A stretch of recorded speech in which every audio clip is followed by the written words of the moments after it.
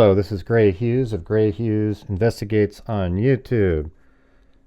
Day one of the hearings regarding Brian Kohberger, the hearing to see if they want to have a Frank's hearing, and then also trying to show that the IGG information shouldn't have been allowed, etc. That happened today, and Ann Taylor was an absolute disaster. I mean, embarrassing. And also, she brought up 2 points that none of us knew. So hopefully out there's some pro-burgers who have changed their mind based on the hearing today. Because now we know that Kohberger was definitely indeed proven to be in Moscow, Idaho on the night of the murders. And another thing is that she states that Brian Kohberger was at 1125 Ridge Road, which is right in the exact path, the loop that I created a long time ago. That's exactly where Brian Kohberger's vehicle was spotted, and that's only a quarter mile from the house. And she says, but he wasn't at the house. I mean, I guarantee you that Ridge Road surveillance footage is probably between 3:30 and 4:02, something like that. It's going to be in that time frame, and therefore the likelihood of that being Brian Kohberger's white Elantra doing the 4 passes exactly like law enforcement believes is accurate. Remember when Kohberger before said that, we were at Wawawe Park and I was looking at stars, etc. But now the information has come in where it proves that Brian Kohberger was in Moscow, Idaho, so his attempt at a alibi absolutely collapsed right in front of his face. So here is what we have in this hearing today. Listen to this. But then you have this false narrative that looks like stalking, that looks like following. Well, no, he actually was stalking. That night he did multiple loops. Let's take a look at that. So here is their surveillance footage outside of Linda Lane, 1330 Linda Lane. You can see that right down in the bottom right-hand corner. And you'll see right around 3:31, a white Elantra makes the first of 4 passes. It does an initial 3 passes, and on the 4th pass, it actually comes back here, turns around and drives back out to Queen and King Road, then turns around there and does a 3-point turn, and then comes back here and then finishes its loop at 4:07. And as I've been telling everybody, the crime was committed between, I believe, 4:08 and 4:20, and today we have Ann Taylor saying it was a 13-minute window, so she goes with the 4:07 to 4:20, okay, because it's 4:07 on this clock right here, but you got to give it time where the car would drive over and park. So I was correct on that too. The window is 12 minutes. She knows that's 12 minutes. She says 13, but it's more like 12 because the car would have parked at 4:08. So you just saw the car drive by there at 3:31-ish. Now we have another pass at 3:39, I believe. We'll see the lights turn on in the background real soon. Right below the numbering, you'll see the lights on the trees. And looks like we're starting to perhaps see some lights now. It's hard to say, but you'll see here in a minute. So this is Brian Kohberger's white Elantra doing another pass right now, and you'll see it in the upper left hand corner as it comes around and it drives around 500 Queen Road. And I've shown this many times. There's a lot of pro-burgers out there that think Brian Kohberger's innocent.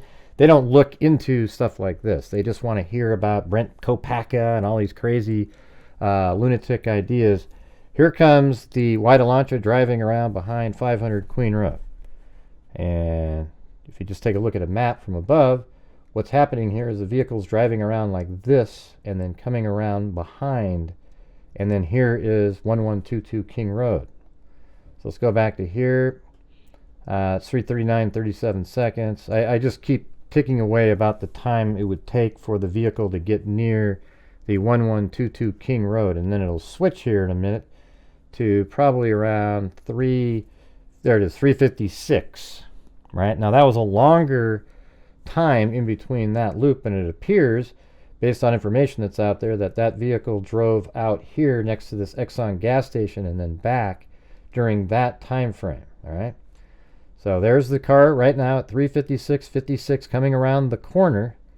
And this is the third pass, and it goes up and around, and it's the same vehicle on all the passes. Law enforcement believes that is a white Elantra, and they even mention these exact passes. And then we'll see on the fourth pass, which is around 4:05, it turns around back there, and that's actually mentioned in the probable cause document, that it turns around behind 500 King Road right there. And it turns around, and then it goes back out the way it came. So it doesn't finish the pass on that time. So we'll see that here in just a minute. So this appears to me that Kohberger is stalking the house. And she might be referring to the 11 or 12 times that he came back out into the area on other trips. I think it's obvious that Kohberger had been out there multiple times because of the routes he was driving around doing his passes and loops, and also knowing about this little weird route behind the building that goes around 500 Queen Road. I've actually shown this. I showed it earlier on my, in a video that I just put out, where I drive that exact route, and it's really narrow back there, and something you would have to know existed to even try it. So here it comes at 4:05. Now watch, this time I think he must have seen something going on at the house at that time. Probably even the DoorDash driver. Maybe the lights were still on from Xana, who went out to get it. Maybe he was kind of going to go back and check that out. So right here, the white Elantra, you can actually see it stopped right there. And then it backs up, does an actual 3-point turn here as well. And then it goes back out the way it came. But you can definitely tell that it's a white Elantra. And then it goes back out the way it came. And what we're seeing right now is that the vehicle it drove back here, turned around, and is going to go back this direction. And then it does another 3-point turn here and then heads back that way. All right. So we have it at 4:06 and 24 seconds. So right now it's driving down. It tried to turn around or park right in front of 112 King Road. It wasn't able to do whatever it tried to do. And then it goes to Queen and King Road, where it performs a 3-point turn.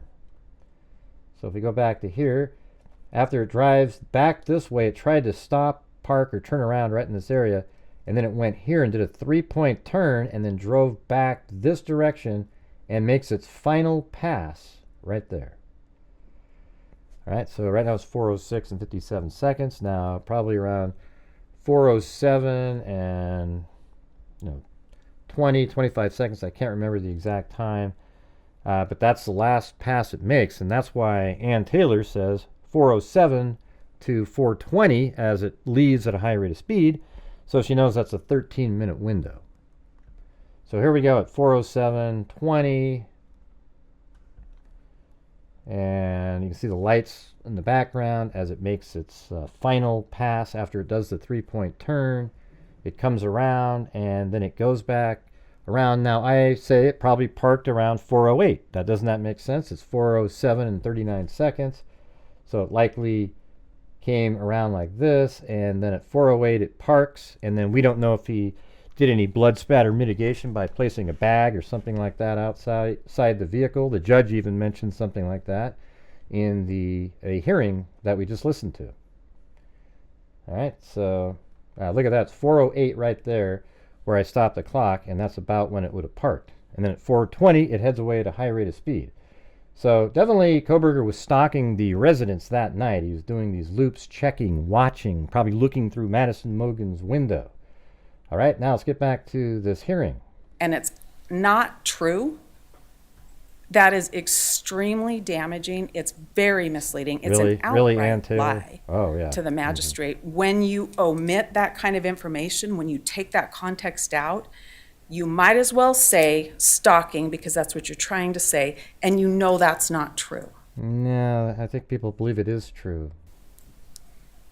This court can rely on our proffer in D1B and in the cast draft report and in the cast final report, because those dates change.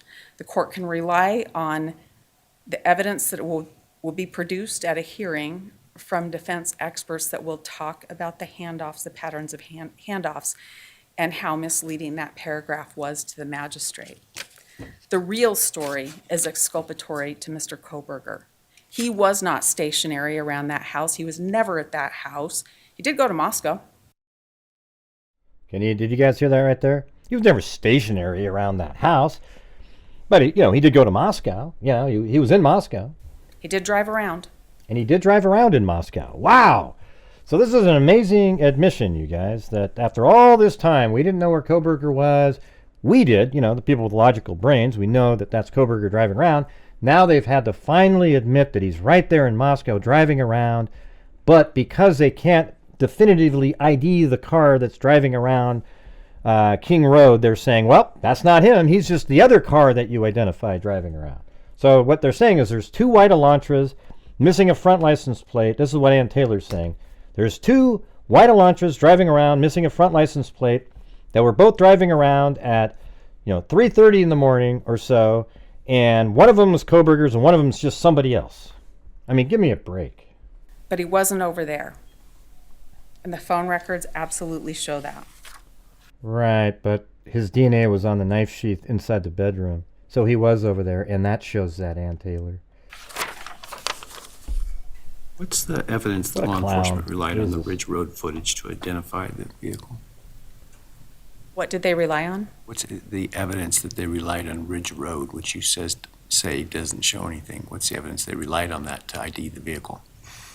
They relied on the Ridge Road camera, and you can see that in the emails from Imel and the other law enforcement officers when they say. See, right now they're talking about something else. I cut out some of it, but they're talking about how there's a camera that definitively proves that Brian Kohberger was in Moscow, Idaho, and it's at 1125 Ridge Road.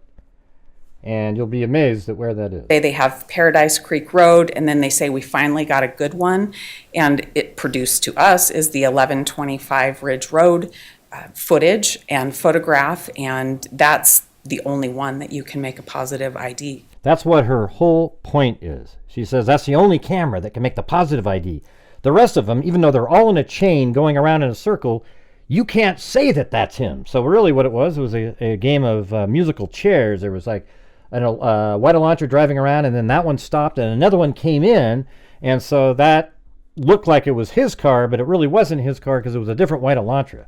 I mean, this is a joke. A jury, this is what happened in the Delphi case, the same crap, same bull crap that's being tried to be sold by an attorney, and it's just absolute garbage. Here we go. On the car. Where is that in the record? The 1125 Ridge Road. Right. Okay, so that's it. That's all I got for you on that right there. Here it is. You want to see where it is? This is the loop that I created a long time ago. It's an accurate loop. He likely went this direction, like that, around this loop. Guess where 11225 Ridge Road is? Right there. And you're saying that Brian Kohberger was spotted right here, and it definitively identified him, but because the other cameras are grainy, it's not him. Look how freaking close he is, you guys. I mean, this is insane. He is, if you measure that, he's 0.22 miles. It's so freaking close, it's unbelievable. And it is him, you guys. Brian Kohberger is the killer of the 4 students, Ethan Chapin, Xana Kernodle, Madison Mogan, and Kaylee Gonzalez. There is absolutely no doubt whatsoever in my mind. I know for all the Kohbergers out there, they're looking for other things. They've believed in these YouTubers for so long that they believe in, like, the Tooth Fairy. It's the most incredible thing I've ever seen. But look at this, you guys. We have Ann Taylor admitting that Brian Kohberger was in Moscow, Idaho that night. And in fact, the camera that identified him is right here on this loop. And they mentioned Paradise Drive. Look where Paradise Drive is right here. They said that actually that was the road that I thought that he likely took. He drove this direction and without having to stop, turned this way. I even showed that on the first hearing of the set where I drove here and I came down and I took this left, and then there's a stop sign right here. If you stay on Walenta, it comes here and you have to stop. But in this case, if you drive this direction, you can turn left without stopping. And they said that those aren't really definitive. But look at, so that means he's on this road too. He's right here. They're admitting that because she mentioned that road. So that means it came through and is right there. So likely if the car is coming out, maybe it took this route and goes up like that instead of this one. And then stays on Walenta, then enters the area again. All right, so, man, I mean, Ann Taylor, it was great. Thank you very much for giving us the new information. Absolutely places Brian Kohberger in Moscow, Idaho, during the time of the murders. It places him there 0.22 miles from the house on the precise loop that we discussed and came up with a long time ago when we were going over the probable cause document. All right, you guys. I mean, absolutely amazing. Thank you all for watching. And if you hit that like button for me, I'd appreciate it. And leave me a comment in the comments section. Thank you very much for watching. And as I always say, until next time, be safe out there.